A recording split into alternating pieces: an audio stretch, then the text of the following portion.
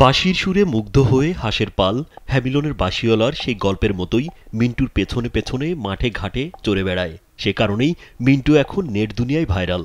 মিন্টু যেন বাংলার হ্যামিলনের বাঁশিওয়ালা। উন্মুক্ত বিলে তাঁবু ফেলে হাঁসের খামার গড়ে তুলেছেন মিন্টু। বর্তমানে তার খামারে প্রায় ১,৫০০ হাঁস রয়েছে। আর এই হাঁসের খামার মিন্টুর ভাগ্য বদলে দিয়েছে।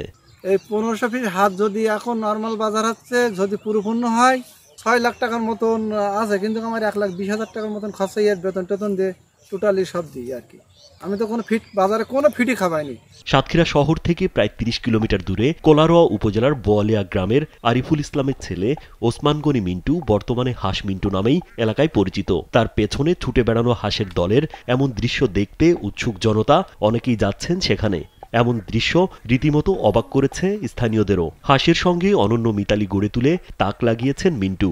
বাঁশি বাজালে দেখা যাচ্ছে বাঁশি সুরি সুরি চলে যাচ্ছে, আর লাইন বেঁধে যাচ্ছে, খুব দেখতে ভালো লাগছে। হাঁস যখন খামারের দরজা খুলে দিয়ে তারপরে দেখলাম একটা বাঁশি বাজালি ওই হাঁস দেখি লাইন দিয়ে সব চলে আসে, এত সৌন্দর্য দেখা যায়। মিন্টু জানান, হাঁস পালন করতে গিয়ে অনেকের হাসি ঠাট্টার পাত্র হয়েছেন তিনি। এমনকি শ্বশুরবাড়ি থেকে বউকে নিয়ে যেতে চেয়েছিল। পরে মাত্র ২ বছরের ব্যবধানে সেই শ্বশুরবাড়ির এলাকা নোয়াকাঠির মাঠেই হাঁস চড়িয়ে বেড়াচ্ছেন তিনি। মিন্টুর ইচ্ছা প্রধান উপদেষ্টা ডক্টর মোহাম্মদ ইউনূসকে হাঁস উপহার দেয়ার। এছাড়া সুদমুক্ত ঋণের দাবি করেন তিনি।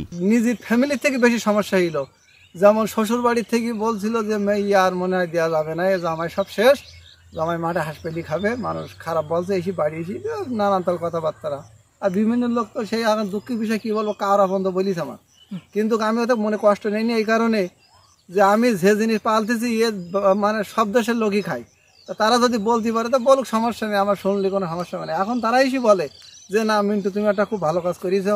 জেলা প্রাণী সম্পদ কর্মকর্তা ডাক্তার এস.এম. মাহবুবুর রহমান জানান, মিন্টুর থেকে দীক্ষা নিয়ে হাঁস পালনের মাধ্যমে বেকারত্ব দূর করা সম্ভব। পাশাপাশি নিজেদের সমস্যা সমাধান করে তারা আত্মনির্ভরশীল হতে পারবেন বলে আশা প্রকাশ করেন এই কর্মকর্তা।